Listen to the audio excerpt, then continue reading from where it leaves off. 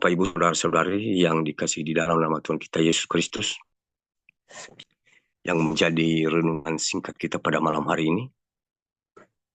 Mari kita kutip bersama-sama dari Injil Perjanjian Baru, Matius pasal yang ke-16, ayat 13 sampai 20. Matius 16,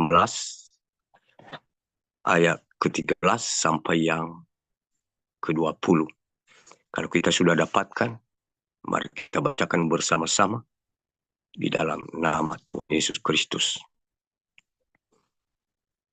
Yang ke-13, setelah Yesus tiba di daerah Kaisarea Filipi, ia bertanya kepada murid-muridnya, kata orang, siapakah anak manusia itu? Yang ke-14, jawab mereka, ada yang mengatakan Yohanes Pembaptis, ada juga yang mengatakan Elia, dan ada pula yang mengatakan Yeremia, atau salah seorang dari para nabi. 15. Lalu Yesus bertanya kepada mereka, tetapi apa katamu? Siapakah aku ini? 16. Maka jawab Simon Petrus, engkau adalah Mesias, anak Allah yang hidup. 17. Kata Yesus kepadanya, berbahagialah engkau Simon bin Yunus, sebab bukan manusia yang menyatakan itu kepadamu, melainkan Bapakku yang di surga. 18. Dan aku pun berkata kepadamu, engkau adalah Petrus, dan di atas batu karang ini aku akan mendirikan jemaatku, dan alam maut tidak akan menguasainya. 19. Kepadamu akan kuberikan kunci kerajaan surga. Apa yang kau ikat di dunia ini akan terikat di surga, dan apa yang kau lepaskan di dunia ini akan terlepas di surga. 20. Lalu Yesus melarang murid-muridnya supaya jangan memberitahukan kepada siapapun bahwa ia Mesias. Demikian firman Tuhan. Dan sebelum kita membahas secara singkat bersama-sama Bapak Ibu, dan saya menyapa semua, salam Elohim buat Pangeran Ilahi, salam Elohim juga buat mempelai, salam Elohim buat malam malaikat Tuhan, mempelai Tuhan, kekasih-kekasih Tuhan Yesus Kristus. Dan salam Elohim juga buat kita ketiga pasukan, dan salam Elohim buat penonton di live streaming itu kami. Saya mewakili kami dari ketiga pasukan, kami mengucapkan selamat bergabung, selamat beribadah, salam damai sejahtera, salam kasih, salam sukacita, biar segala pujian, syukur, sembah sujud, hormat, kuasa, kemuliaan bagi keagungan nama Tuhan kita Yesus Kristus. Haleluya, amin. Dari kebenaran firman Tuhan yang telah kita bacakan tadi Bapak Ibu, saya yakin kita semua sudah menjadi darah dan daging kita, dan sudah pernah kita katakan setiap saat, setiap hari kebenaran firman Tuhan ini. Namun saya di sini hanya mengingatkan saja apa yang dikehendaki Tuhan di dalam hidup kita sebagai orang-orang percaya lewat kebenaran firman-Nya pada malam hari ini. Kalau kita melihat judul atau perikop dari kebenaran firman Tuhan yang kita bacakan ini adalah pengakuan Petrus. Kita sudah mengerti, banyak kita menjadikan contoh bahwa Petrus itu seorang penyangkal. Dan dia tidak bisa dicontoh akan janji-janjinya yang hanya secara berkata-kata. Jadi pada saat Tuhan Yesus waktu tiba di daerah Kaisarea Filipi, ia bertanya kepada murid-muridnya, kata orang, siapa anak manusia itu? Karena ramai orang memperdebatkan Tuhan Yesus itu siapa. Namun pada saat itu mereka tidak mengakuinya bahwa dia itu Tuhan. Jadi mereka menganggap bahwa dia hanya manusia biasa dan yang tidak pantas ada di tengah-tengah kerumunan orang banyak, apalagi mengajar. Dia tidak sekolah, dia belum mendapat gelar, bagaimana dia bisa diterima pengajarannya? Pasti tidak masuk akal, tidak masuk logika, apalagi bisa dijadikan sebagai teladan. Karena kebanyakan manusia pada saat itu mengedepankan yang bisa ditangkap dan oleh logika dan masuk di dalam akal pikiran. Nah, begitu pula saat ini kadang juga terjadi hal yang demikian. Banyak yang memperdebatkan tidak mungkin dan mustahil dan ini punya syarat dan lain-lain. Jadi kalau dari dulu kepada Tuhan Yesus sudah terjadi itu, pasti lebih dari yang terjadi zaman dahulu kala itu yang terjadi saat ini. Dan kalau saat itu tidak begitu banyak yang pintar, tapi kalau saat ini lebih banyak yang pintar, tapi pasti akan terjadi. Jadi kita tidak heran karena itu semua sudah dilalui oleh Tuhan Yesus dan yang dilalui oleh Tuhan Yesus.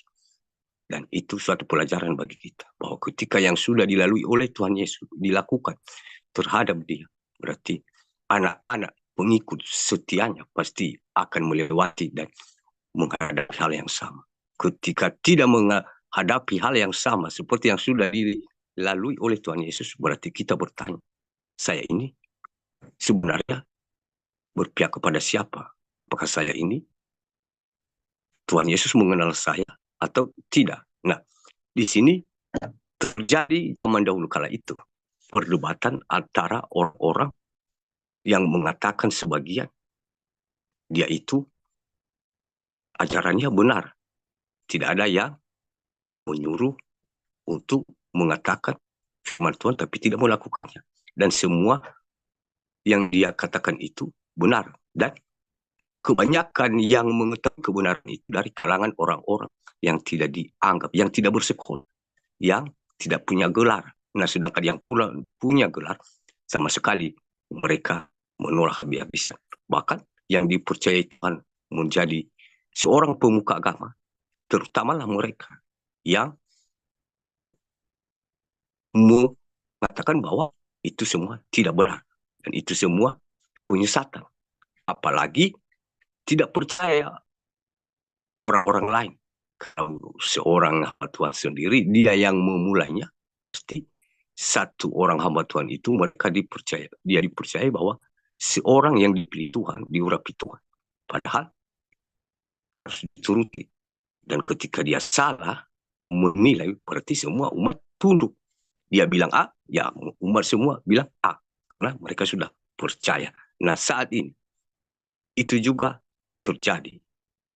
Tentu, kadang zaman ujung zaman ini banyak yang bertanya dan siapa dan banyak kita lihat berkata begini begitu dan ini masih ada di awal-awal dan ini tanggal ini jam ini dan akan datang dan persiapkan dan banyak sekali terjadi sama seperti zaman dahulu kala ini. Nah, yang kita bicarakan ini adalah rahasia pribadi Tuhan Yesus kepada murid-muridnya. Artinya tidak ke semua orang bisa dia mempertanyakan hal yang ditanyakan ini kepada murid-muridnya yang ke-12 orang. Siapa murid-murid Tuhan Yesus? Kita saat ini, anak-anak Tuhan yang setia, taat mengikutinya. Yang ada di Zoom, di luar sana, di belahan dunia ini. Jadi, bukan lagi kepada murid-murid Tuhan Yesus zaman dahulu kala yang 12 orang. Kita adalah masing-masing pribadi. Tuhan Yesus berbicara dan bertanya kepada kita semua anak-anak Tuhan.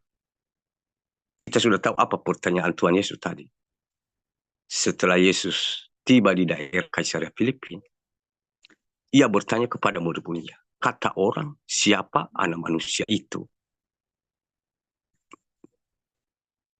Jawab mereka, ada yang mengatakan Yohanes Pembaptis, ada juga yang mengatakan Elia, ada pula yang mengatakan Yeremia atau salah seorang dari para nabi. Nah, ini yang menjadi permasalahannya Bapak Ibu. Kalau kita perhatikan 12 orang murid Tuhan Yesus itu. Dan mereka sudah lama mengikuti siang malam Tuhan Yesus, baik secara jasmani, baik secara rohani lewat pengajaran Tuhan Yesus, dan yang dilakukan oleh Tuhan Yesus. Masih di antara yang ke-12 ini, kalau kita perhatikan di ayat berikutnya, hanya Petrus yang mengenal dia secara jasmani dan rohani. Nah, yang lainnya di mana sebenarnya? Nah, Tuhan Yesus menunjukkan dulu terlebih dahulu kepada orang lain. Artinya sama seperti yang terjadi saat ini, zaman dahulu kala itu, saling memperdebatkan. Dia mengatakan, saya ini yang dipilih Tuhan. Nah, saya bisa pastikan bahwa itu adalah penyesat. Kalau kamu ikuti dia, dia adalah penyesat. Sementara dia sendiri tidak tahu kebenaran firman Tuhan itu bahwa dikatakan dilakukan. Tapi dia tahu hanya untuk mengatakan saja. Apalagi bisa dia menjadi bahwa itu penyesat dan saya lah yang benar, ikuti saya. Jadi kalau dia mengaku dia yang benar, berarti ya Tuhan Yesus sendiri tidak pernah mengaku seperti itu. Kalau kita berbicara singgung di Yohanes pasal 14 yang kemarin, bahwa Tuhan Yesus sendiri untuk mengajari kita sebagai manusia ini merendahkan hati, merendahkan diri sebagai manusia untuk menghormati dan mengikuti peraturan Bapa di surga. Dia menganggap bahwa itu adalah Allah yang benar. Sekalipun dia mengatakan itu, tapi dia tidak mengajarkan kita untuk mengandalkan jabatan atau talenta yang diberikan oleh Tuhan kepada seseorang manusia. Jadi saat ini terjadi seperti itu. Jadi banyak yang mengatakan dan ini belum saatnya. Elia dan Yeremia dan para nabi lainnya belum datang, dan di sini dan banyak yang terjadi. Jadi kalau itu terjadi, Bapak Ibu, bagaimana kita menghadapi, kita anak-anak Tuhan yang diurapi saat ini, pertama kita yang ada ketika pasukan dan di luar sana. Bagaimana kita menghadapi kalau ada kata orang yang mengatakan seperti ini? Apakah kita tetap di posisi seperti ayat berikut, di posisi Petrus atau ke-11 orang ini? Sehingga kalau kita perhatikan, mereka sama seperti orang banyak ini, kebingungan sendiri. Padahal kalau kita perhatikan, tidak ada bedanya, mereka sudah menjadi murid Tuhan Yesus di hadapan Tuhan Yesus sendiri. Namun Tuhan Yesus tidak mengatakan seperti itu. Jadi seperti sama dengan orang banyak itu yang ke-11 orang ini kalau kita perhatikan di ayat yang berikutnya. Jadi lalu Yesus berkata kepada mereka, tetapi apa katamu, siapa aku ini? Di sini kita mengetahui bahwa maka jawab Simon Petrus, engkau adalah Mesias, Allah yang hidup. Nah, yang 12 orang pasti kalau kita perhatikan, yang mereka semua mengetahui bahwa dia itu adalah Mesias, Allah yang hidup. Nah, mana yang 11 orang itu? Dan yang 11 orang ini juga bukan dalam arti ya seperti tidak paham. Mungkin karena mereka tidak paham, makanya mereka akan kurang, bisa dikatakan lebih pintar. Orang banyak itu mereka menganggap bahwa setidaknya dia berasal dari Allah. Jadi lebih pintar dari ke-11 murid Tuhan Yesus ini yang selalu bersama-sama dengan dia setiap malam dan setiap hari dan dimanapun berada, mereka selalu bersama-sama dekat dengan dia. Makanya saat ini juga saya yakin kita tidak termasuk dalam murid-murid yang ke-11 orang ini yang tidak mengenal siapa Tuhan Yesus itu, baik secara jasmani dan secara rohani. Kecuali seperti orang banyak itu, mereka mengetahui Tuhan Yesus itu, firman Tuhan Yesus itu, firman Allah Bapa itu hanya untuk memperkatakan saja, menjadi perdebatan. Tapi untuk mengenal secara pribadi,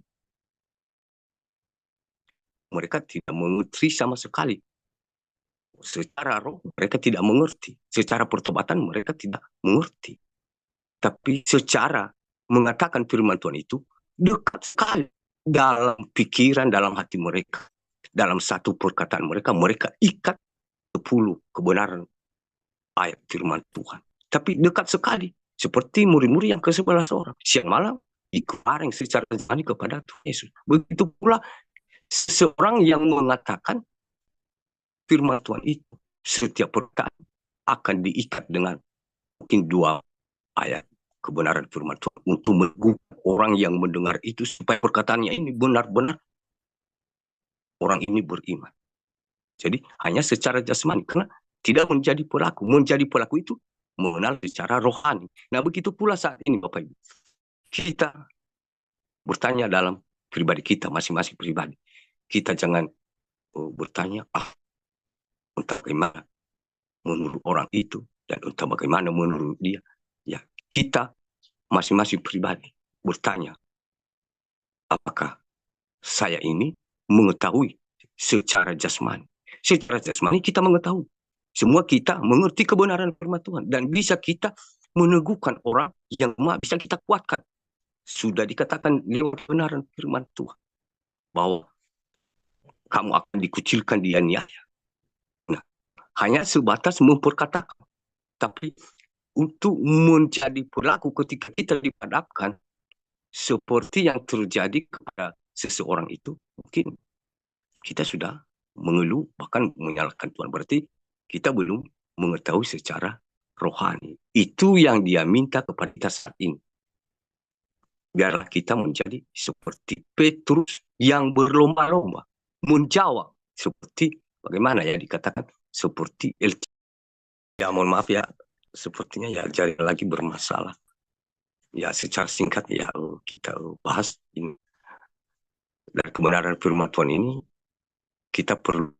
Saya selama ini mengikut Tuhan Yesus, dibaptis, melakukan bertobat dan mau mengikut Yesus, siap memikul salib dan sangkal diri, dan siap memberi baptisan air, baptisan roh, dan baptisan api. Jangankan kita sampai ke siap menderita untuk menjadi pelaku saja, mengampuni yang bersalah, bukan menderita itu, bukan dikatakan itu baptisan. Ya, mohon maaf sekali, jaringan lagi ya sangat bermasalah ya. Nah, kita saat ini Bapak Ibu, kita hanya jangan sudah mengerti pertobatan dan mau mengikut Tuhan Yesus. Tapi kita belum lahir secara roh, dan apalagi kita sudah dibaptis secara baptisan api. Jadi mengikut Tuhan Yesus itu artinya bukan hanya sekedar berkata-kata saja. Siap menderita dan siap jadi pelaku firman. Perbedaannya, baptisan roh, baptisan api, ada perbedaannya. Baptisan air. Baptisan air sama seperti kita.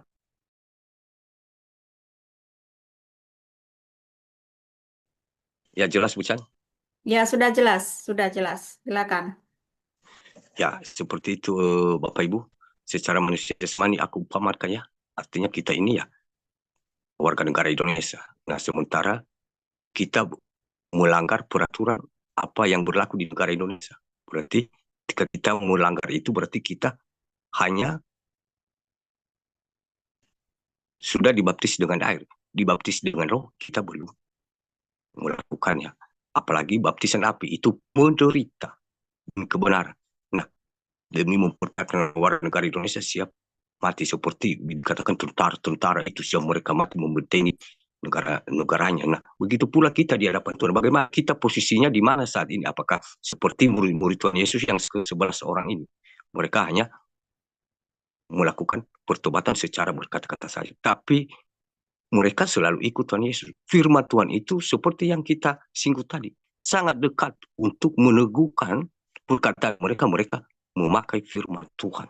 Sehingga orang itu bisa menganggap bahwa ini luar biasa. Hamba Tuhan yang diurapi oleh Tuhan Yesus Kristus dan Allah Bapa. Jadi saat ini kita diingatkan Bapak Ibu bahwa kita tidak tergoda dari yang ke-11 orang itu. Selama ini kita bersusah payah memperjuangkan iman. Banyak segala hal yang kita rasa benar di hadapan Tuhan menjadi upah kita. Padahal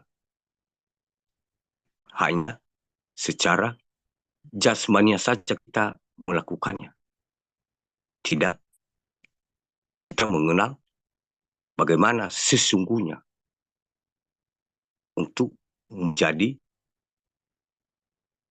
seorang yang percaya, sehingga yang kita lakukan itu tersimpan secara rohani kita.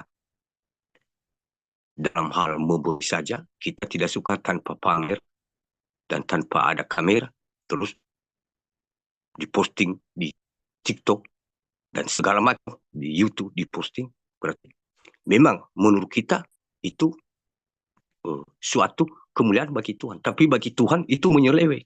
Walaupun kita bagaimana alasan kita untuk membenarkan diri, tetap Tuhan Yesus sudah mengatakan tidak boleh pamer, ya tidak boleh.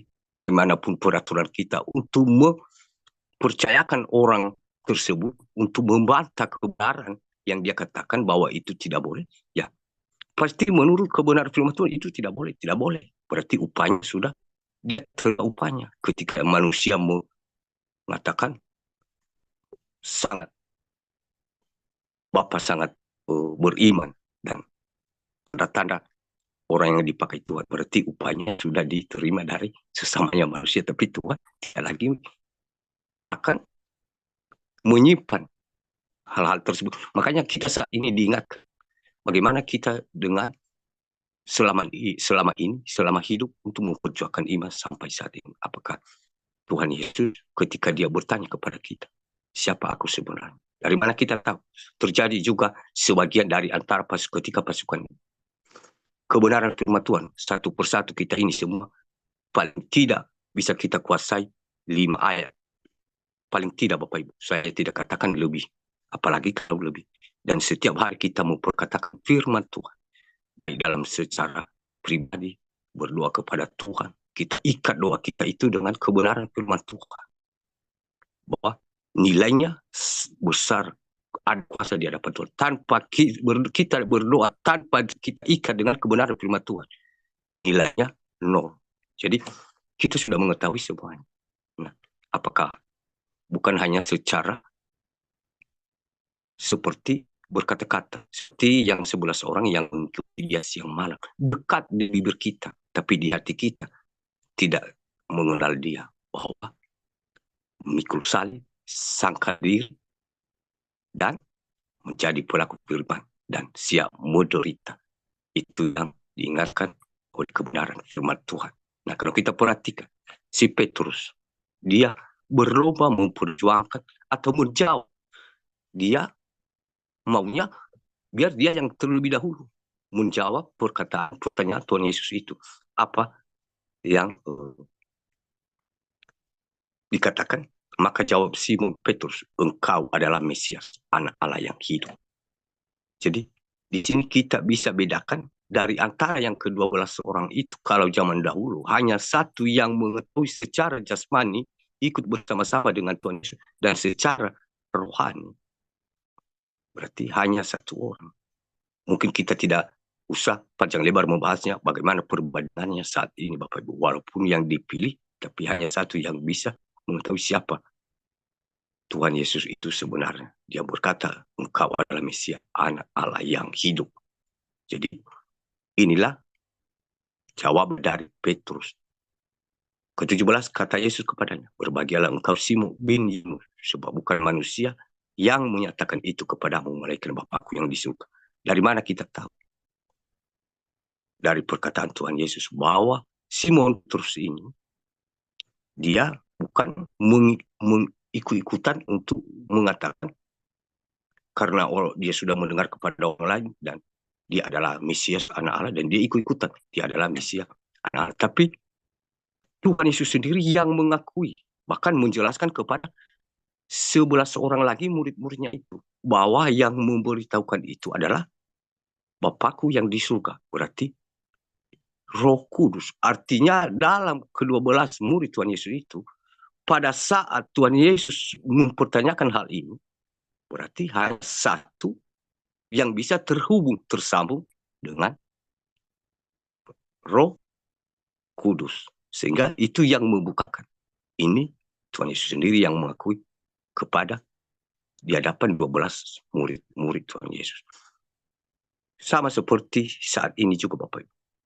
Kita juga tergolong di golongan Petrus. Anak-anak Tuhan yang dipakainya. Bukan hanya ketika pasukan, di luar sana juga. Ada juga yang mengalami hal yang sama saat ini. Ada cara Tuhan yang tidak bisa dilogika oleh kita sebagai manusia ini, bagaimana caranya memperkenalkan dirinya atau memperkenalkan bahwa dia sudah datang. Di luar akal logika kita manusia, lewat penglihatan mimpi dan pendengaran anak-anak Tuhan. Artinya kita bersyukur, kita masih terhubung, tersambung dengan Tuhan. Seperti yang dikatakan ini kepada Petrus oleh Tuhan Yesus sendiri. Jadi kita bersyukur, kita juga sebagian ada dalam posisi seperti ini. Dan sebagian juga ada yang seperti yang 11 tadi. Hanya mengatakan firman. Ketika kita ketemu, saling menyerang. Secara alam roh, kita saling menyerang. Karena sama di posisi yang 11 orang tadi. Tidak mengenal secara roh, hanya secara mengatakan. Dan firman Tuhan itu sangat dekat di perkataan kita. Di secara roh kita tidak bisa mengenal. Sehingga kita dikatakan terjadi saling menyerang satu dengan yang lain. Dan saling menganggap itu salah dan saya yang seharusnya. Nah, saat ini Bapak Ibu, kita di kebenaran firman Tuhan ini pasti berada di posisi terus bahwa Tuhan Yesus sendiri mengakui kita, mengakui Petrus, mengakui kita bahwa saat ini kita semua dipakai roh kita masing-masing pribadi pasti ada di posisi Petrus terhubung. Setiap saat, setiap nafas, setiap aktivitas kita pasti terhubung kepada Tuhan. Sehingga apa yang baik, yang buruk akan diberitakan kepada kita masing-masing anak-anak. Diteruskan di sini. Dan aku pun berkata kepadamu, engkau adalah Petrus, dan di atas batu karang ini aku akan mendirikan jemaatku, dan alam maut tidak akan menguasaimu. Dan di sini kalau kita perhatikan Bapak Ibu, ini janji Tuhan. Bukan seperti kalau kita berjanji kepada manusia. Kadang janji kita secara manusia ini 1 tahun lah katakan lupa.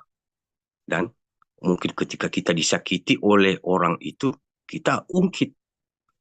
Kita ingkar janji. Apa janji kita sebelumnya kepadanya. Nah Tuhan, sampai kapanpun tidak pernah ingkar janji. Kita diingatkan saat ini. Kalau Tuhan sendiri bisa seenaknya saja misalnya. Dia ingkar janji, ya suka-sukanya kan. Dia yang berkuasa, dia yang berhak, dia yang memutuskan. Tapi dia tidak melakukan untuk ingkar janji, untuk berbohong. Bagaimana kalau kita perbandingkan siapa saya ini, Tuhan di hadapan. Setiap saya mengatakan satu kalimat, saya sudah berbohong. Saya tidak pernah menepati janji saya, apalagi kalau beberapa kalimat. Dalam satu hari kalau saya hitung-hitung, ya mungkin saya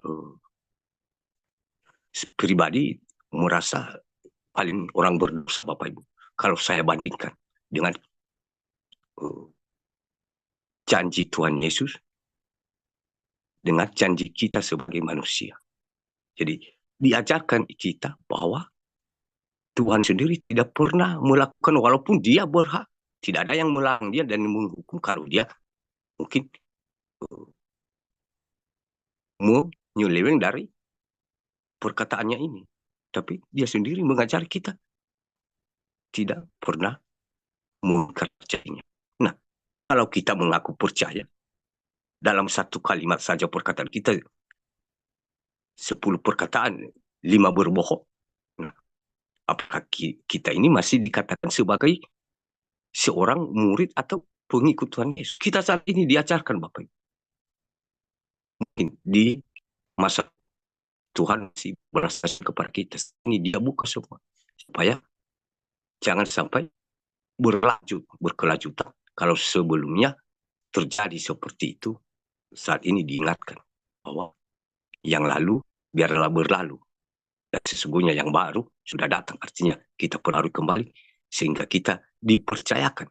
Kita sebagai pemimpin, sebagai yang dipercayai oleh Tuhan untuk memanggil orang-orang dan membangkitkan jiwa-jiwa yang sudah tertidur dari apa yang ada di dunia ini dan di sekitar kita yang bisa dilihat, didengar, dan dinikmati oleh keinginan daging ini secara manusia jasmani. Dan di sini yang kita perlu kagum secara manusia jasmani kamu akan kuberikan kunci kerajaan surga. Apa yang kau ikat di dunia ini akan terikat di surga. Dan apa yang kau lepaskan di dunia ini akan terlepas. Berarti seakan-akan kalau kita perhatikan secara manusia jasmani ini, seakan-akan hampir sederajat ya. Itu hampir sederajat mencapai kuasa Tuhan Yesus sendiri.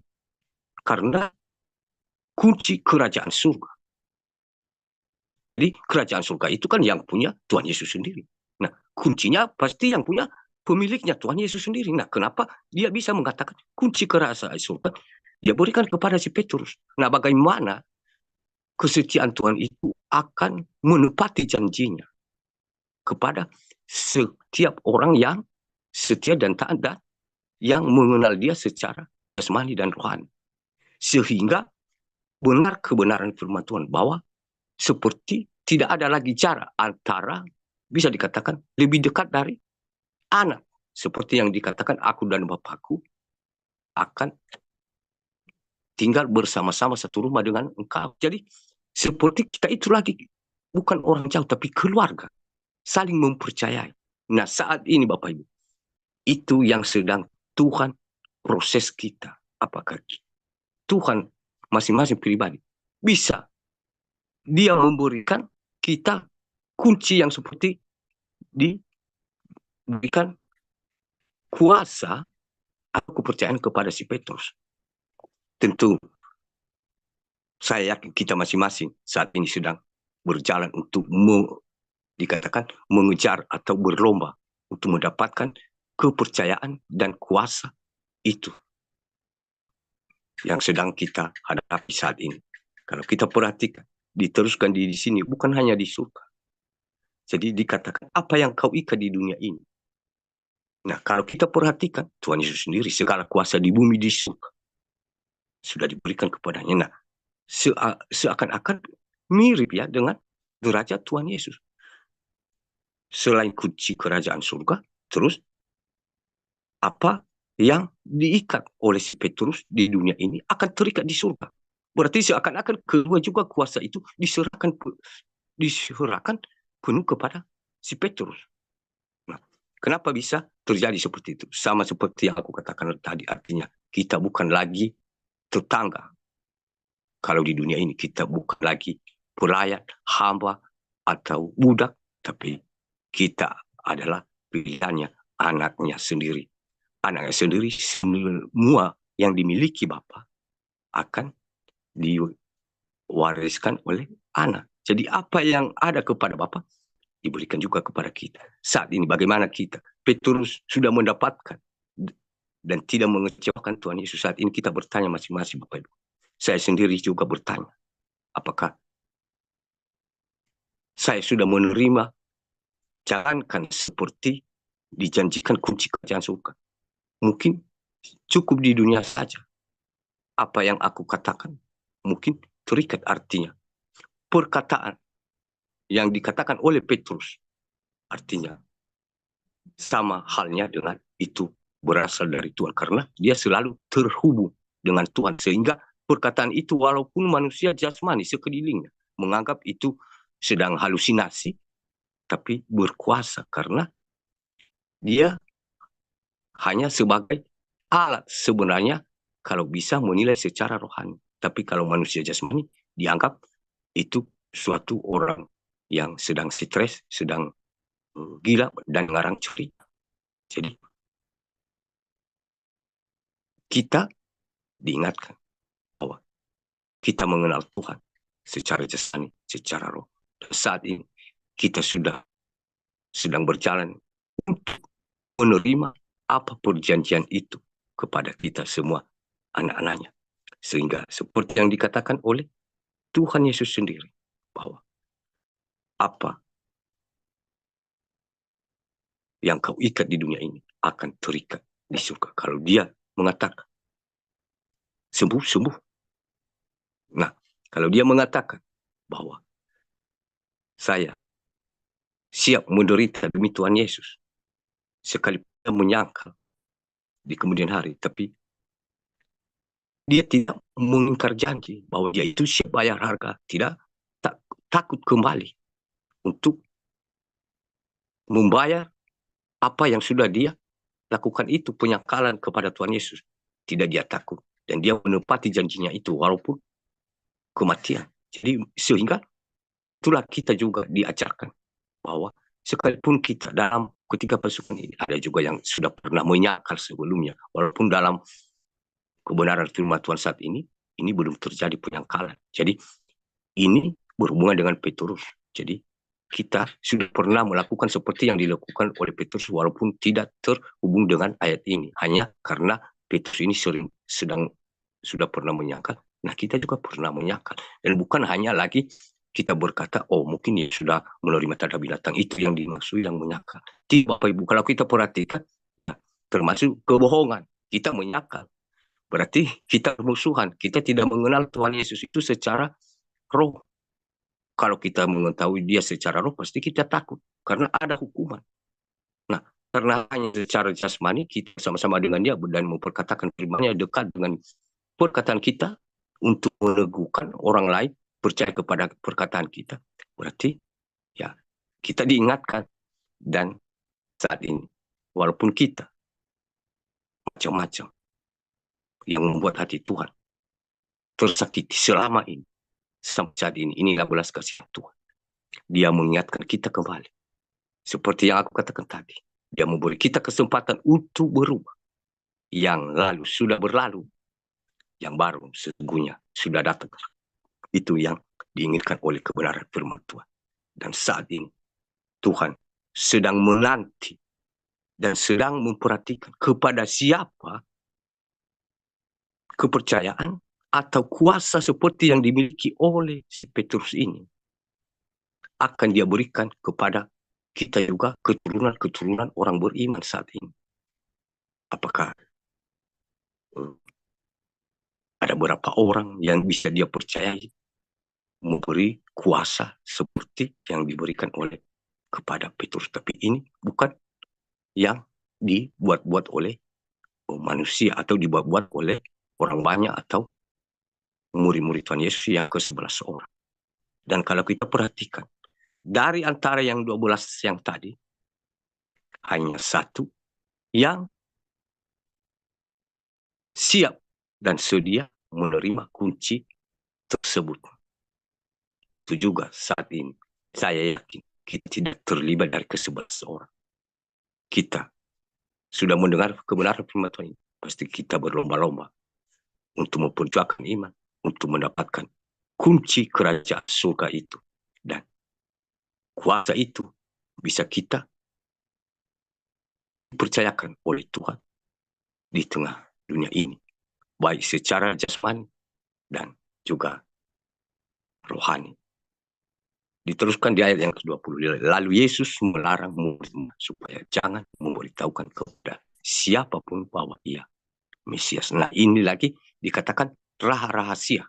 Artinya semua kebenaran firman Tuhan pada saat itu, zaman itu, jadi dikatakan melarang. Bukan arti ingkar janji. Jadi kita bertanya secara manusia logika atau kalau secara perdebatan bertanya, oh ini, ya kalau ya, tidak kalau tidak. Jadi ini menyeleweng dari kebenaran firman Tuhan. Tapi kalau ahli-ahli Taurat bisa mengutip firman Tuhan ini.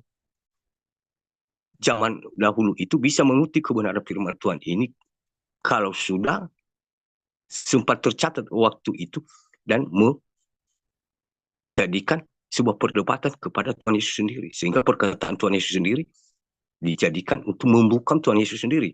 Engkau mengatakan, ya kalau ya, tidak kalau tidak. Sementara di sini, ya kebenaran malah dilarang. Tidak boleh diberitahukan.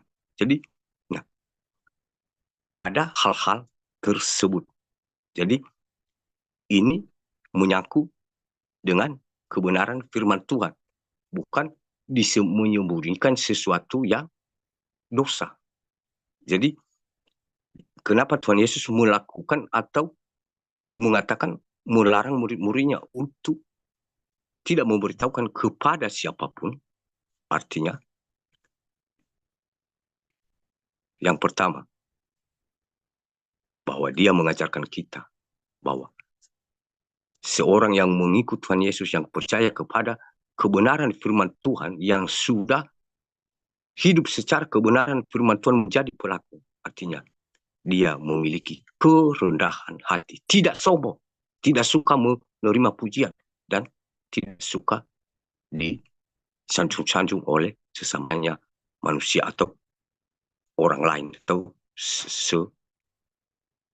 pelayan atau seperkumpulan. Dia tidak suka dipuja-puji, artinya karena dia memberi contoh bahwa mengikut perintah Allah harus merendahkan hati. Begitu pula kita saat ini diingatkan, kita yang dipercayai, artinya kita merendahkan hati.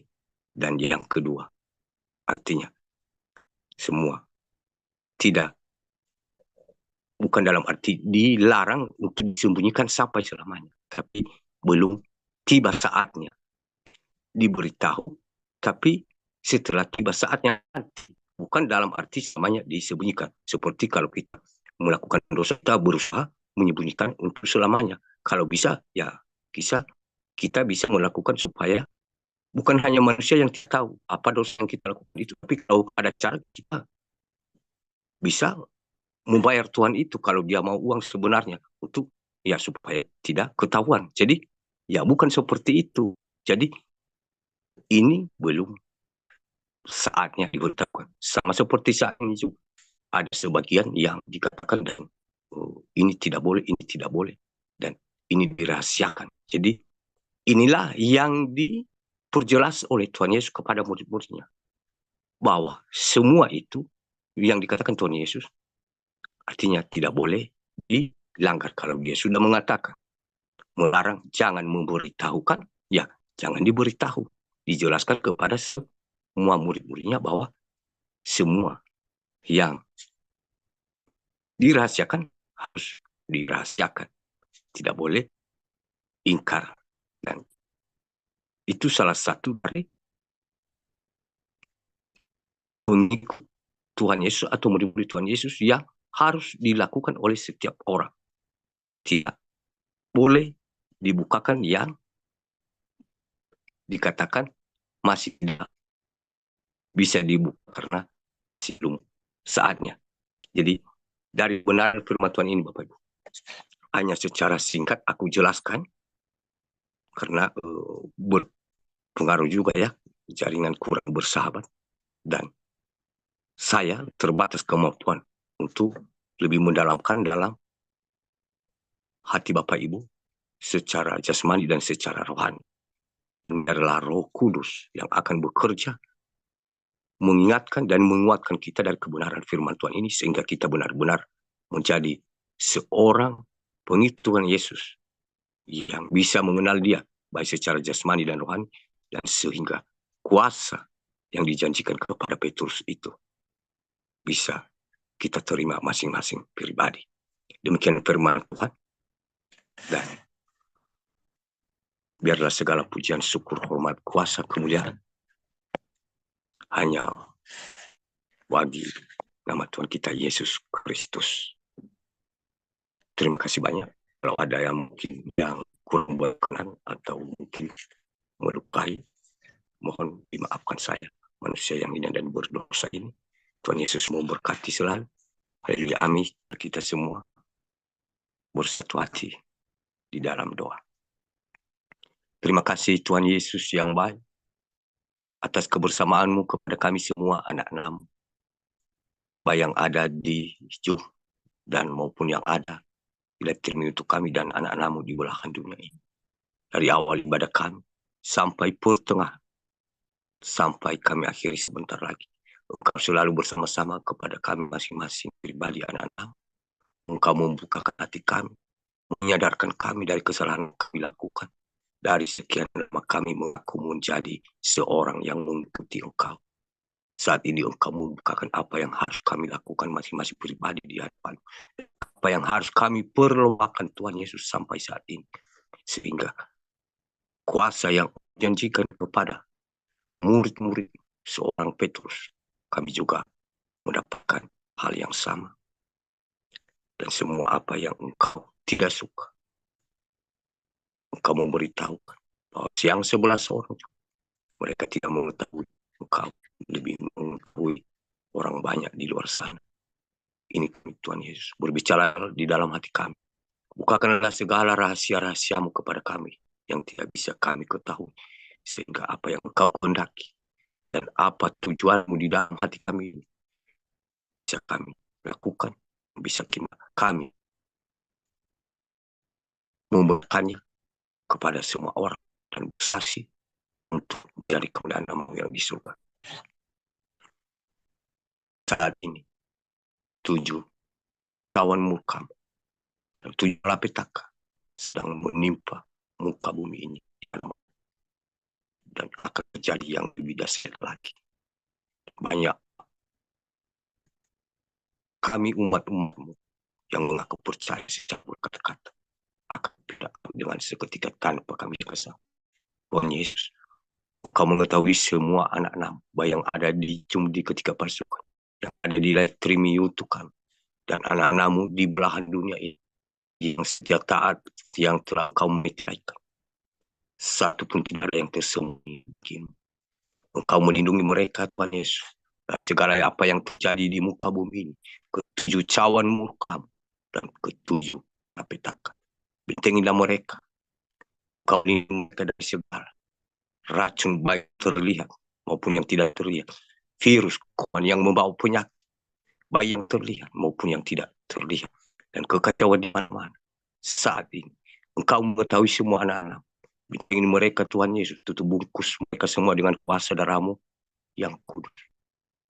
Dan tiang api di malam hari yang melindungi mereka. Dan tiap awan di siang hari. Di tiap langkah mereka. Di aktivitas mereka. Di jalan-jalan mereka. Di kota-kota mereka. Dan di mana saja mereka. Katakanlah kuasa banyak. Apa yang tidak mungkin bagi manusia, mungkin bagimu. Dan hanya Engkau yang punya kuasa di bumi dan di surga. Dan beritahulah pada dunia bahwa anak-anak yang setia kepada hanya tinggal diam dan menonton. Ini doa kami yang tidak sempurna. Dan Engkau yang menyempurnakan kepada Bapa yang di surga. Dengan doa yang telah Engkau ajarkan kepada kami semua anak-anak-Mu. Mari kita sama-sama Bapa. Bapa kami yang di surga. Dikuduskanlah nama-Mu. Datanglah kerajaan. Jadilah kehendak-Mu di bumi seperti di surga. Berikanlah kami pada hari ini makanan kami yang secukupnya. Dan ampunilah kami akan segala kesalahan kami. Seperti kami juga mengampuni orang yang bersalah kepada kami. Dan janganlah membawa kami ke dalam pencobaan. Tetapi lepaskanlah kami daripada yang jahat. Karena Engkau yang mempunyai kerajaan dan kuasa dan kemuliaan sampai selama-lamanya. Sama-sama kita katakan amin. Siapkanlah hati Bapak Ibu dan terimalah berkat roh dan berkat jasmani dari Tuhan kita Yesus Kristus. Tuhan memberkati engkau dan melindungi engkau. Tuhan menyinari engkau dengan wajahnya dan memberi engkau kasih karunia. Tuhan menghadapkan wajahnya kepadamu dan memberi engkau damai sejahtera dahulu sekarang dan sampai selama-lamanya. Tuhanlah yang akan berperang melawan semua musuh. Engkau hanya tinggal diam dan menonton di dalam nama Tuhan Yesus Kristus. Haleluya. Haleluya. Haleluya. Amin. Selamat Tuhan. Salam damai, salam sukacita, salam kasih di dalam nama Tuhan Yesus Kristus. Dan sebenarnya bukan tidak ada yang katakan selain mengingatkan kembali kita semua berdoa dan berjaga-jaga. Karena saat ini semakin si jahat dia lebih brutal, kejam dari yang sebelumnya. Dan anak-anak tua juga sedang berperang habis-habisan saat ini. Dan sama seperti kebenaran firman Tuhan yang tadi, dari antara ke-12 murid-murid Tuhan Yesus hanya satu yang bisa menerima kuasa itu. Dan begitu pun dari antara kita dari ketika pasukan ini banyak yang mungkin tidak mengetahui secara rohani dia berpihak kepada siapa, kepada orang banyak di luar sana atau kepada secara kepada Tuhan Yesus sendiri seperti Petrus.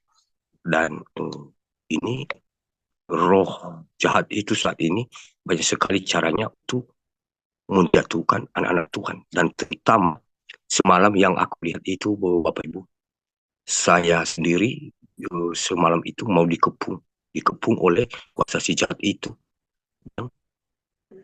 Cuman mereka terbental, mereka memakai alat semua, tapi mereka sebelum mereka sudah terbental semua, dan sehingga mereka itu ketakutan. Dan ada satu orang wanita itu wajah-wajah mereka seperti baik laki-laki, perempuan, muda-mudi juga, seperti apa ya, wajah mereka itu seperti kalau seorang wanita itu memakai bedak ya, tapi tebal sekali bedaknya itu, sangat tebal, terus pakai lipstick, tapi bukan apa ya, bukan merah, tapi hitam, tapi tebal, dan begitu pula alis mata itu hitam semua, tapi tebal. Jadi dia berkata kepada saya bahwa saya akan kerahkan semua pengikutnya untuk mengacaukan iman anak-anak Tuhan yang setia kepadanya sampai saat ini, dan akan dia jatuhkan, Bapak Ibu. Dan terutama semalam itu ya, yang dia ancam itu kita dari ketika pasukan, bahkan termasuk dia ancam semalam itu mempelai, dan dia mengatakan aku akan membuat mereka semua sakit, baik secara roh dan secara jasmani, lewat yang digunakan, lewat yang dimakan dan semua. Jadi terus dia meninggalkan saya, Bapak Ibu, dan berlari hilang. Jadi nah inilah suatu belas kasihan Tuhan kepada kita, bahwa segala sesuatu sebelum terjadi dia memberitahukan kepada kita, karena kita mungkin dilayakkan bisa terhubung dengannya. Dan kita semua anak-anak Tuhan, kita harus hati-hati, karena mungkin rencana si jahat ini mungkin dia tidak sentuh secara roh, nah bisa dia sentuh secara jasmani. Secara jasmani ini ya mungkin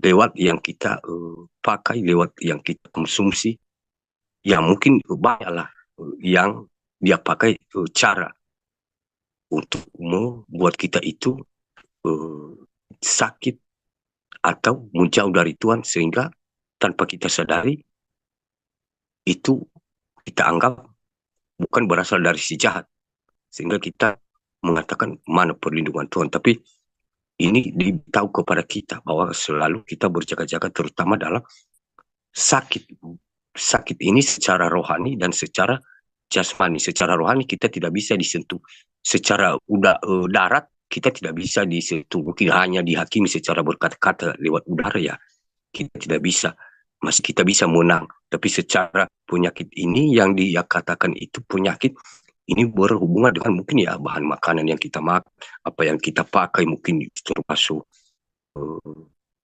ya bisa terjadi seperti itu, mungkin bedak yang baru keluaran baru itu, atau lipstick, atau apa ya, saya kurang mengerti ya.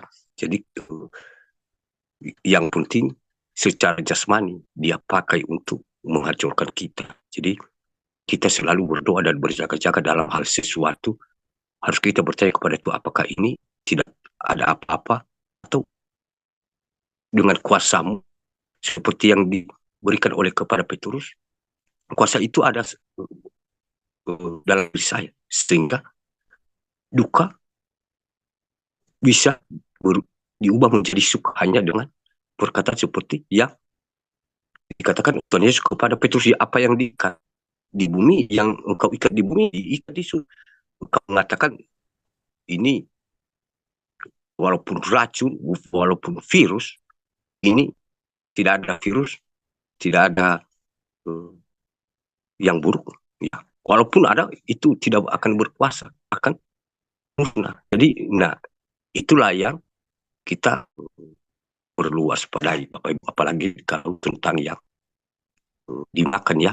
Kalau hanya yang di luar ya mungkin masih kita bisa jaga, tapi yang dimakan ya karena saat ini pada semua ya sudah mulai kita was-was. Nah, kita selalu sudah biasa berdoa dan berjaga-jaga, dan dari ketiga pasukan ini dan juga anak-anak Tuhan lainnya sebagian ada 3 posisi kita ini. Ada juga yang dipakai Tuhan untuk berperang melawan musuh, ada juga yang seperti kita, seperti murid Tuhan Yesus. Kita yang 12 orang murid Tuhan Yesus, dan yang mengenal Tuhan Yesus hanya 1 orang, yang 11 orang mereka tidak tahu. Nah, begitu pula kita. Ada juga yang saling menyerang, dan ada juga yang masih tertidur rohnya. Jadi saat ini Bapak Ibu kita diingatkan, bukan saya lewat kebenaran firman Tuhan. Kita seperti Petrus berlomba-lomba untuk mengetahui secara rohani siapa Tuhan Yesus itu sebenarnya. Jadi mari kita berlomba-lomba supaya kita mengetahui baik secara jasmani dan secara rohani. Jangan sampai secara rohani kita mengetahui, mengatakan firman Tuhan, secara rohani, secara alam roh kita saling bermusuhan. Jadi jangan kita sampai tergolong dalam 11 orang. Jadi mungkin itu saja ya bisa saya sampaikan Bapak Ibu, dan saya ingatkan kembali dalam segala hal kita harus waspada, berdoa dan berjaga-jaga. Dan demikian saja yang saya sampaikan, dan mungkin kalau ada yang kurang berkenan, menyakiti perasaan atau melukai hati, mohon dimaafkan saya yang manusia yang berdosa ini. Terima kasih banyak. Tuhan Yesus memberkati, dan saya berikan kepada Allah. Shalom kepada Bapak Surgawi, kepada mempelai dan ketiga pasukan ya. Baik itu mereka juga yang sedang menonton di YouTube langsung ya.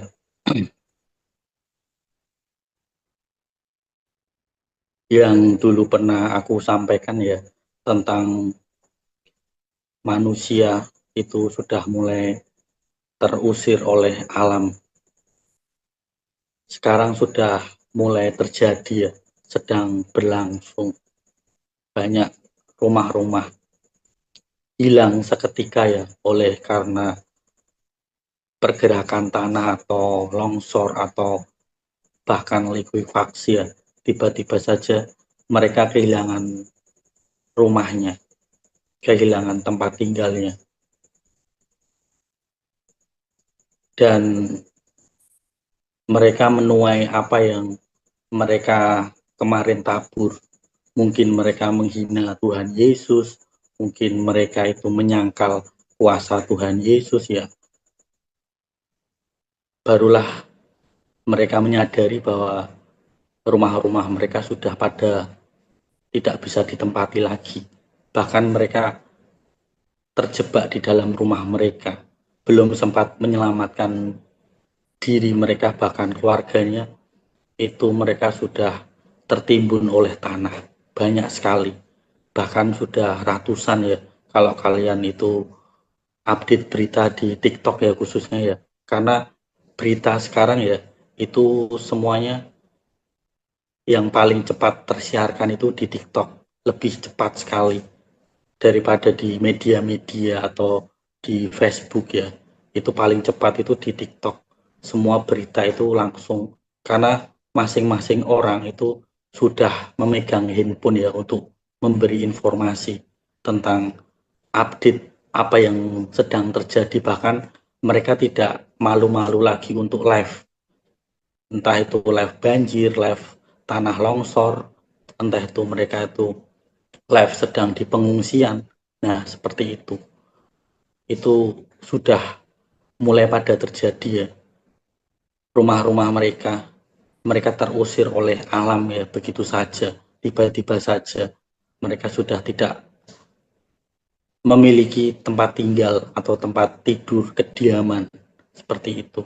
Bahkan mereka yang bekerja di luar negeri ya, sebagai TKW atau TKI ya, itu mereka tidak tahu bahwa di Indonesia itu sedang terjadi bencana. Mereka asik mengumpulkan uang ya, bekerja di luar negeri, tetapi mereka tidak tahu bahwa di kampungnya atau di halaman rumahnya itu sudah tertimbun oleh tanah, tidak tahu kabar apapun. Ya karena sudah hilang seketika, bagaimana mau mengabari anaknya atau saudaranya yang bekerja di luar negeri. Seperti itu. Tiba-tiba mereka hilang kontak ya, lost kontak. Ya karena tiba-tiba saja rumah itu tertimbun dan tidak ada lagi kabar-kabar lagi. Seperti itu. Hanya mungkin melewati media sosial ya, TikTok atau mungkin Twitter ya, seperti itu. Untuk mengabarinya langsung kan sudah nggak bisa, karena rumahnya satu keluarga itu tertimbun tanah, jadi tidak bisa lagi berkabar-kabar lagi melalui telepon atau bahkan video call ya, seperti itu. Sudah pada mulai berlangsung ya, kota per kota, wilayah per wilayah ya, seperti apa yang pernah aku sampaikan itu. Kalau rumah yang dari atas itu bisa turun ke bawah, meluncur begitu saja. Ya karena tanah longsor, karena pergerakan tanah sama likuifaksi ya, seperti itu. Terus ke depannya itu akan terjadi meteor pada berjatuhan ya, baik itu ukurannya besar maupun kecil ya, akan sering berjatuhan ke depannya. Jadi ya berhati-hati ya kalian, berjaga-jaga, berdoa jangan sampai meteor itu jatuh di kampung kalian atau di kota kalian ya, karena memang itu nanti akan menjadi fenomena ke depannya. Entah itu ukuran meteornya besar, entah itu meteornya kecil, itu akan pada berjatuhan. Ya karena sudah waktunya itu jatuh, seperti itu. Terus kalau kalian hujan lebat ya, berhati-hati ya, karena hujannya itu tidak bisa dilihat. Misalnya kalian naik motor atau naik mobil, itu tidak terlihat. Ketika kalian itu mengendarai motor atau mobil, itu jalannya tidak terlihat, tidak nampak, tertutupi oleh kabut sama air hujan, bahkan angin ya. Jadi berhati-hati, kalau misalnya tidak urgent itu jangan keluar. Misalnya hujan sangat lebat sekali ya, karena akan tertutup jalan itu. Pandangan mata itu akan kabur karena tertutupi oleh kabut, oleh angin, oleh air hujannya, itu tidak bisa melihat lagi jalan-jalan sekitar kalian. Sehingga banyak yang kecelakaan atau tabrakan seperti itu. Jadi berhati-hati. Ketika hujan sangat lebat itu mendingan berhenti atau berteduh dulu. Jadi menunggu hujannya itu reda atau sudah terang benderang ya, barulah melanjutkan lagi. Seperti itu. Harap berhati-hati ya. Karena memang hujannya itu awet ya sekarang, tidak hanya setengah jam atau 1 jam ya. Bahkan bisa 2 jam, 3 jam, 5 jam, seperti itu. Tiba-tiba saja ya, habis itu ya banjir kota itu, wilayah itu, seperti itu. Terus untuk makanan ya, khususnya roti, coklat, dan biskuit ya, itu kalau bisa dihentikan. Jadi kalian misalnya bisa membuat kue sendiri atau misalnya kalian membuat bakpao ya, itu alangkah beruntungnya kalian bisa membuat atau membuat kue atau bakpao sendiri. Jadi kalian lebih resiko keracunan atau kematian itu menurun karena kalian bisa membuat biskuit sendiri, kue sendiri, atau bakpao sendiri. Karena banyak sekali mereka kasih bahan-bahan yang zat-zat kimia yang kalian tidak tahu ya. Tiba-tiba kalian sakit perut, terus kalian muntaber ya, muntah darah juga, terus pantat kalian itu akan mengeluarkan darah saking saking beracunnya makanan yang kalian makan. Jadi ya berhati-hati ya mengenai makanan ini, karena mereka akan fokus ke makanan. Semua akan meracuni makanan, bahkan minuman ya. Kalau kalian punya sumur ya, atau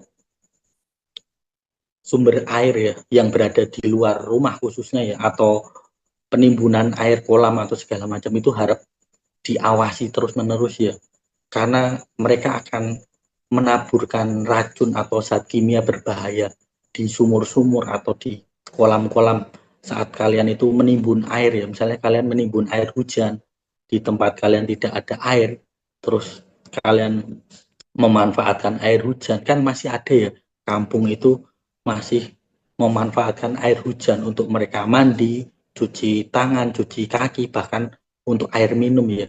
Seperti itu, harap berhati-hati. Ketika kalian punya kolam atau sumur atau sumber air ya, harap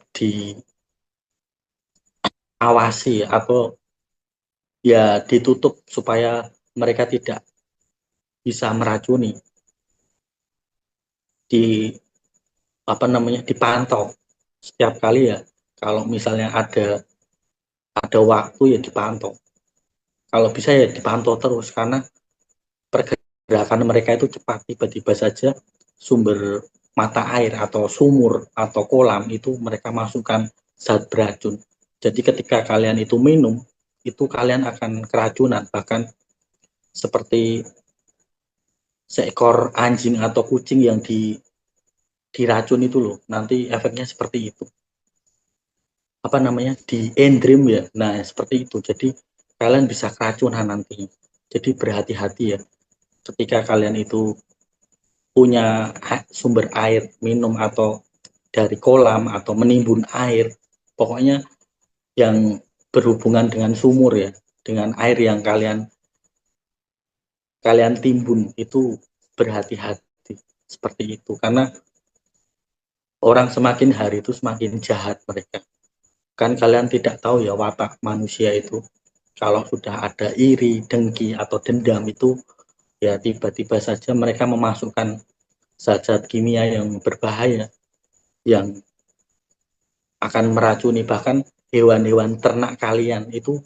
Harap dipantau terus ya, misalnya ayam, bebek, kambing atau sapi itu juga dipantau terus ya, jangan sampai mereka itu juga diracuni oleh mereka. Tiba-tiba saja kambing atau sapi itu mati mendadak, atau anjing atau kucing ya, karena mereka sudah menjadi jahat, tidak suka dengan apa yang dimiliki oleh tetangganya, punya iri, punya dengki di hatinya. Jadi ya harap berhati-hati ya.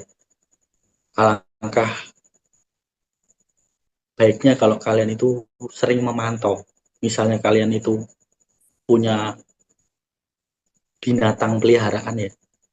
Bila perlu ya, kalau misalnya kalian punya ternak, hewan ternak, itu ya kalian punya anjing penjaga 2 atau 3 untuk menjaga ternak kalian minimal ya. Ya karena supaya menjadi alarm, supaya kalian ketika lengah itu bisa, penjaga anjing itu bisa memberi alarm kepada kalian kalau ada seseorang yang masuk ke wilayah kalian seperti itu. Jadi ya kalian harus melihat-lihat juga, jangan terlalu santai atau jangan terlalu terlena ya, sudah memiliki hewan ternak tapi teledor ya, sampai ceroboh membiarkan orang luar itu masuk meracuni hewan ternak kalian ya, seperti itu. Jadi harap berhati-hati di situ, karena kedepannya itu banyak sekali yang akan diracun ya, tidak hanya makanan racun gratis ya, tapi memang benar-benar mereka itu mendatangi rumah kalian, kediaman kalian, menyebar zat-zat kimia atau zat-zat yang berbahaya seperti itu, tanpa kalian itu sadari. Seperti itu. Jadi harap berhati-hati, harap berjaga-jaga ya. Dan ke depan itu juga gunung mulai pada meletus ya. Sekalipun itu gunung tidak aktif ya, itu akan tiba-tiba saja meletus ya. Ya karena di situ suasananya sangat panas, tanahnya panas. Ya karena ada penyembahan animisme, dinamisme, banyak sesajen, terus ada patung, ada berhala. Nah, itu membuat permukaan tanah itu menjadi panas, dan menyalur sampai ke gunung yang aktif maupun tidak aktif, yang membuat hawa suasananya itu menjadi panas. Makanya tiba-tiba saja gunung itu meletus tanpa manusia itu sadari. Sekalipun itu gunung tidak aktif ya. Ya karena di radius itu masih banyak orang yang animisme, dinamisme, penyembahan berhala, memakai sesajen, seperti itu untuk ritual-ritual. Nah, itu membuat gunung itu akan meletus. Seperti itu. Jadi ya berjaga-jaga ya. Dan jangan sampai terlelap tidur. Apa yang kalian jagai, apa yang kalian itu tunggui, ya itu pasti akan membuahkan hasil ya. Misalnya kalian itu terhindar dari bencana. Ketika kalian berjaga-jaga kan tiba-tiba ada air masuk kan, kalian kalau sudah berjaga-jaga kan tahu ya, oh sebelum air itu kena kasur atau kena tempat tidur ya kalian menyingkir kan, karena kalian sudah berjaga-jaga seperti itu. Terus apalagi kalau kalian ada tanah longsor atau likuifaksi mungkin ya, ketika kalian berjaga-jaga kan kalian tahu, oh ternyata tanah itu longsor. Ketika tanah itu mau longsor atau gempa atau likuifaksi, itu tanah itu akan berbunyi, akan mengeluarkan bunyi-bunyi di dalam tanah. Dan itu bisa didengar ya. Kalau kalian itu pendengaran kalian masih tajam ya, itu masih bisa didengar. Walaupun kondisi kalian dalam kondisi duduk atau apa namanya lesehan ya, tidak dalam kondisi tidur ya, itu pergerakan tanah itu ada suaranya kalau kalian itu peka ya. Jadi ketika kalian berjaga-jaga, bunyi suara pergeseran tanah itu akan terdengar. Ya walaupun itu seperti apa ya, seperti hewan yang sedang menggali. Nah, seperti itu.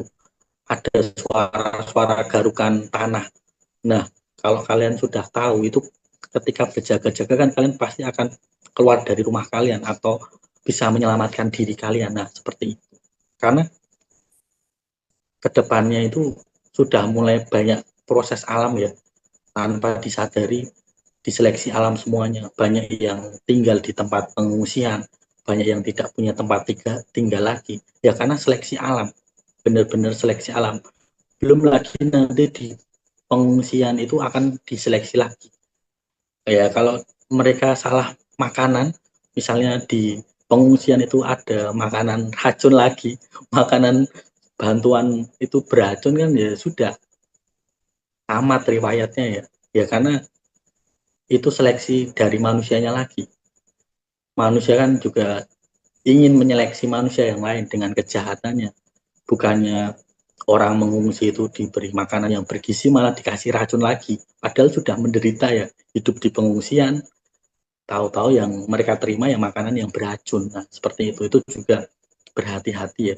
Karena kalian harus ke depannya itu menggunakan frekuensi, bergerak di frekuensi supaya bisa membedakan, bisa merasakan. Kalau kalian menggunakan frekuensi, kalian akan tahu ketika kalian hidup di pengungsian, kalian bisa merasakan bantuan makanan ini beracun atau tidak, atau bergizi. Nah, itu kalian bisa merasakan ya melalui frekuensi tadi. Hati kalian bisa merasakan. Baru kalian terima itu nasi bungkus atau nasi box, itu kalian ketika bergerak di frekuensi, kalian akan tahu. Tanpa harus kalian tuh melihat atau mengicipi makanan itu akan bisa merasakan.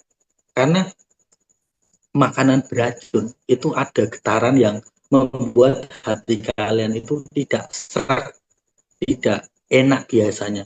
Oh ini makanan gratis, bergizi atau beracun, nah seperti itu. Kalau kalian bergerak di frekuensi akan mengetahuinya. Bahkan ketika kalian bertemu dengan orang, itu kalian tidak akan bisa tertipu kalau kalian bergerak di frekuensi. Bisa membedakan mana orang jahat, mana orang yang baik kepada kalian.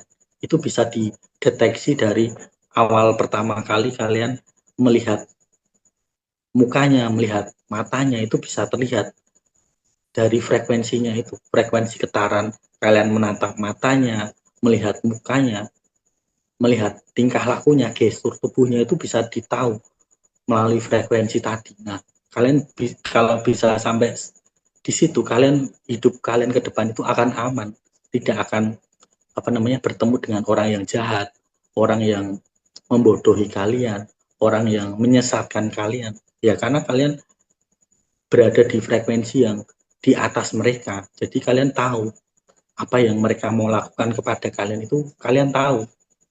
Ya karena frekuensi kalian sudah di atas mereka. Kalau frekuensi mereka itu rendah di bawah kalian, kalian itu lebih cepat menerima sinyal. Tetapi kalau level frekuensi itu setara dengan mereka, ya kalian akan tertipu. Bahkan kalau frekuensi kalian lebih rendah dari mereka, apalagi kalian akan dibodoh-bodohi. Makanya banyak manusia yang masih dibodoh-bodohi oleh manusia yang lain. Karena mereka berada di frekuensi rendah, bahkan lebih rendah dari mereka yang membodohi kalian. Seperti itu. Tetapi kalau frekuensi kalian berada di atas mereka, kalian tidak akan pernah dibodohi sama mereka. Bahkan ketika kalian itu disarankan atau dianjurkan, kalian bisa tahu terlebih dahulu. Misalnya ya mereka mengatakan sesat, mereka mengatakan halusinasi. Nah, itu kan mereka kan hanya bergerak di logika atau pikiran. Sedangkan kalau kalian naik level di atasnya, satu step di atasnya, kalian bisa tahu, bisa merasakan. Jadi ketika mereka mengatakan halusinasi, sesat, atau ingin membodohi kalian tidak akan goyah. Kalian akan teguh dengan apa yang kalian pegang. Ya karena kalian berada bukan satu frekuensi dengan mereka, di atas mereka. Seperti itu. Itu yang akan terjadi ke depan itu harus menggunakan frekuensi lebih peka. Hati itu harus peka. Kalau kalian tidak peka ya akan dibodohi, akan dibohongi, akan diinjak-injak, seperti itu. Akan diperbudak yang paling parah. Ya karena ya saking biongonya sudah tahu dijebak, ditipu, suruh memakai sistem, suruh memakai barcode, suruh memakai kiris, masih saja nurut. Ya otomatis akan menjadi budak selamanya. Seperti itu. Jadi harus menggunakan frekuensi getaran itu harus kalian peka hati kalian. Jadi ketika kalian itu melangkah, itu kalian tidak akan tertipu, tidak akan terperangkap oleh jebakan, oleh lubang yang sudah mereka siapkan, itu kalian tidak akan terjebak ketika kalian itu peka menggunakan frekuensi kalian. Ya salah satunya dengan hati nurani kalian. Masa kalian punya hati nurani tidak peka, itu kan berarti ada yang salah pada diri kalian. Berarti selama ini kalian tidak menggunakan hati nurani, hanya menggunakan logika atau akal kalian yang hanya membodohi diri kalian. Masa iya kalian memakai logika masih dibohongi sama minyak goreng atau BBM palsu oplosan yang ada etanolnya, kan lucu ya. Katanya memakai logika ya, katanya memakai akal, tapi masih saja dibohongi. Nah, seperti itu. Itu karena kalian berada di frekuensi yang rendah, yaitu pikiran sama logika.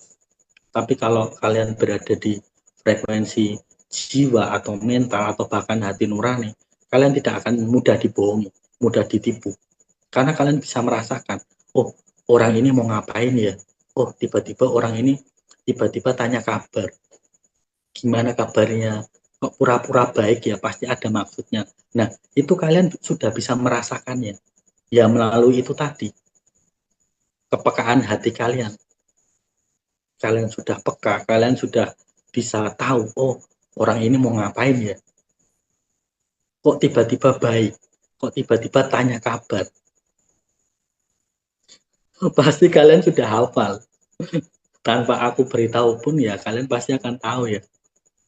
Orang itu mau bermaksud apa? Seperti itu. Terus kalau kalian menggunakan frekuensi ya, lebih ke frekuensi ya, itu kalian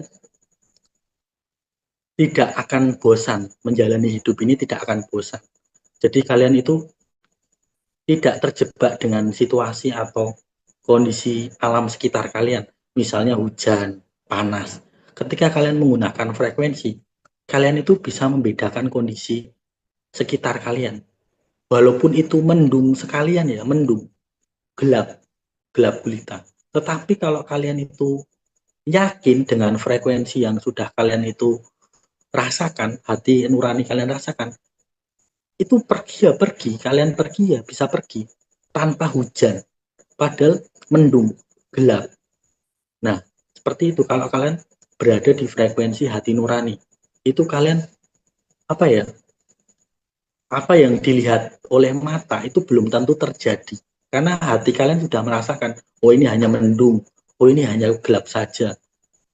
Kalian bisa pergi, bisa mungkin berbelanja atau kemana, membeli apa namanya makanan seperti itu. Ya sama, ketika panas, cuaca panas, kalian punya rasa, punya perasaan, oh nggak mungkin ini panas selamanya, pasti nanti ada mendung, pasti ada mungkin gerimis sedikit-sedikit. Nah itu ya kalian bisa merasakannya, karena tidak selamanya panas, pasti tiba-tiba cuacanya itu akan berubah. Ya karena kalian bisa merasakan seperti itu. Jadi di jalan itu kalian tidak takut untuk apa kulit kalian menjadi gosong ya, karena saking panasnya ya biasanya, atau baju kalian basah karena keringat ya, karena panas ya. Nah karena kalian bisa merasakan di frekuensi itu ya, kalian ya pergi-pergi saja seperti itu, karena sudah menggunakan hati nurani. Nah ketika sebelum kalian itu pergi, untuk memastikan lagi, kalian berdoa, kalian minta izin kepada Tuhan supaya tidak hujan misalnya, supaya tidak terlalu panas. Kan biasanya kalau orang mau keluar dari rumahnya, pergi kemana itu panas, cuacanya panas itu dia nggak mau keluar. Atau hujan itu dia pasti malas. Jadi pengennya ya di rumah saja. Nah seperti itu. Nah untuk memastikan atau katakanlah untuk mendapatkan ACC dari Tuhan, ya berdoa otomatis. Bagaimana caranya ya berdoa. Sebelum pergi, sebelum entah itu cuacanya panas, entah itu mendung, entah itu mau hujan. Ketika sudah berdoa, itu kan sama saja kalian meminta izin kepada Tuhan, meminta keselamatan. Keselamatan di tengah-tengah jalan, supaya kalian sampai tujuan, sampai di warung makan mungkin, atau di tempat makan atau tempat belanja seperti itu, tempat toko sayur. Nah seperti itu karena kalian sudah berdoa untuk minta keselamatan, minta perlindungan seperti itu. Jadi ya kalau kalian itu bergerak di frekuensi akan seperti itu, akan lebih peka, tidak cepat bosan kalau kalian itu bergerak di frekuensi, lebih lebih mengetahui diri kalian dan alam sekitar kalian.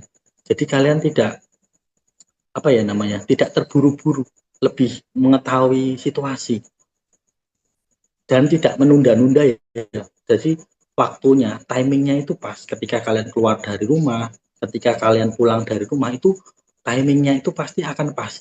Timing pas itu maksudnya kalian tidak terjebak oleh hujan misalnya, tidak terjebak oleh jembatan yang rubuh misalnya. Nah seperti itu. Ketika kalian bergerak di frekuensi akan seperti itu.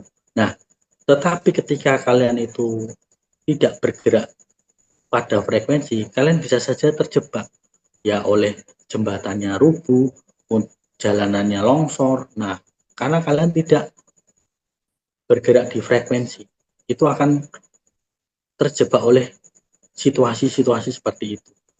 Dan otomatis kalau orang-orang yang terjebak pada situasi seperti itu, mereka rata-rata itu tidak pernah berdoa. Tiba-tiba saja mereka ketika terjebak, barulah mereka mengeluarkan kata-kata dalam nama-nama binatang biasanya. Nah, seperti itu tuh yang bahaya ya. Tiba-tiba terjebak hujan, pasti mengeluarkan kalimat-kalimat kata-kata mutiara atau kata-kata umpatan ya. Nah, itu ditambah lagi.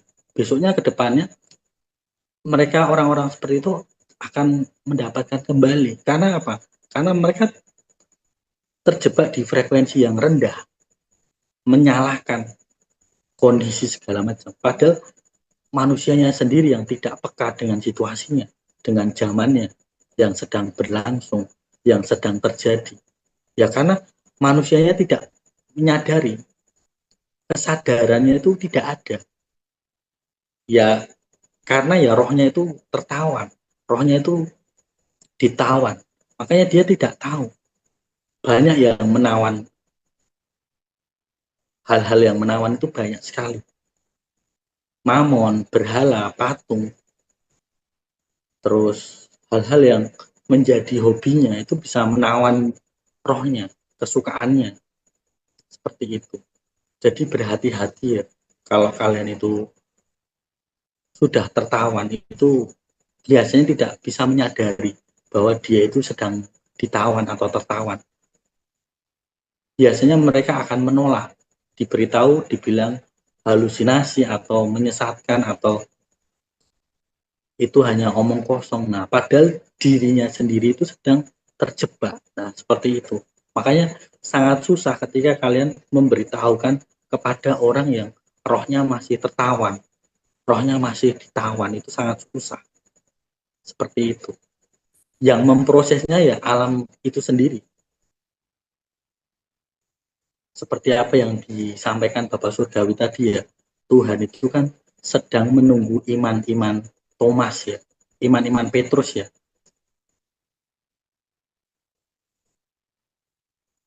Selama menunggu iman-iman Petrus itu sadar, alam juga memprosesnya, alam juga memproses mereka.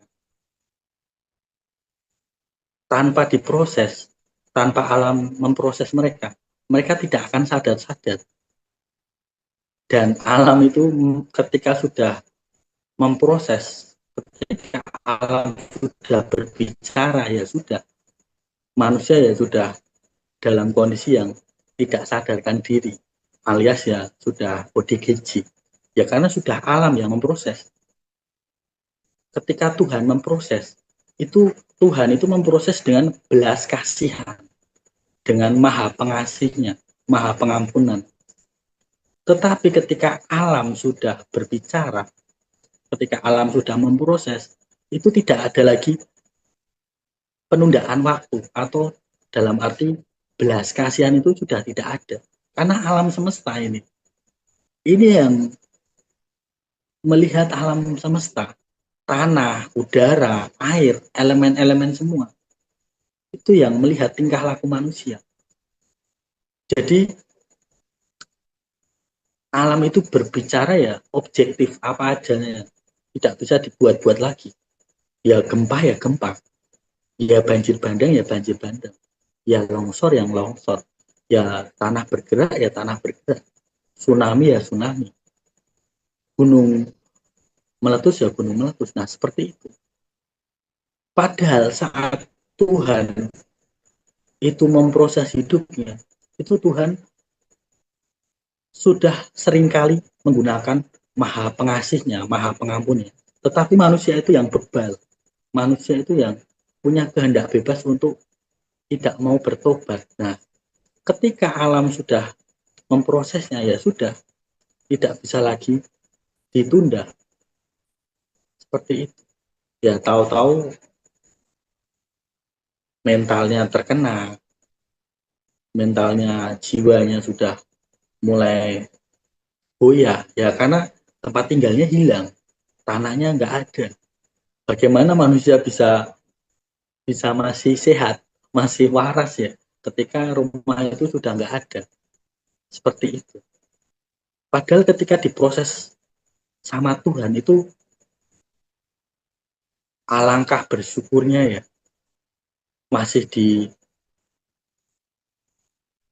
diberitahu oleh tetangganya, oleh temannya, oleh saudaranya, teguran-teguran yang secara langsung itu perantara yang Tuhan pakai, bahkan orang yang tidak dikenal sekalipun untuk menegur kalian. Tetapi ketika waktu itu sudah habis, masing-masing pribadi itu kan waktu prosesnya itu beda-beda ya. Ketika ya sudah dalam batas prosesnya sudah tidak tidak mempan atau tidak membuat dia berubah, ya sudah membuat dia tidak bertobat, ya otomatis akan diserahkan dengan alam semesta. Nah, sekarang ini seperti itu kejadiannya. Semuanya sudah alam semesta yang berbicara. Bahkan malapetaka itu ditambah. Yang awalnya cuma 7 itu jadi 8, 9, bahkan 10 ya ke depannya. Seperti itu. Ya, anggap saja itu hadiah ya. Seperti itu. Hadiah dari kebebalan manusia itu sendiri. Padahal kemarin-kemarin itu hanya 7 ya. Kedepannya itu bisa 8, bisa 9, bisa 10 ya.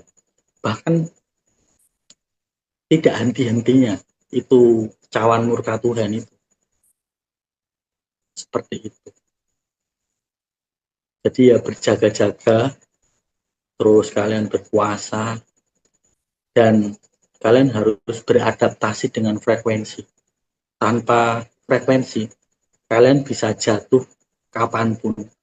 Kalian bisa terjebak oleh bencana.